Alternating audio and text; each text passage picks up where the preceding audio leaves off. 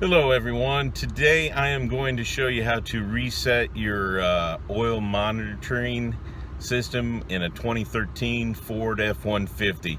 So if you're interested in that, stick around. And remember, like and subscribe because it helps me out and I know that people are watching them.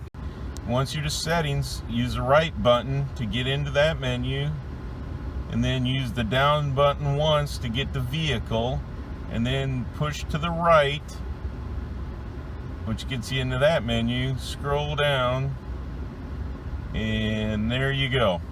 So once you get to oil life reset, you hit one more to the right, and then you can set it to what you would like it to be. And typically, and I'm going to do a video on this eventually here, change the oil.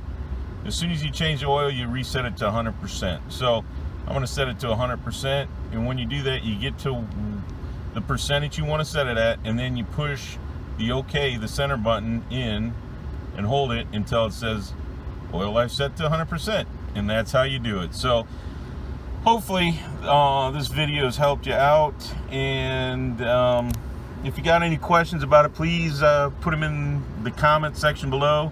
And as always, if you find this helpful, please like and subscribe.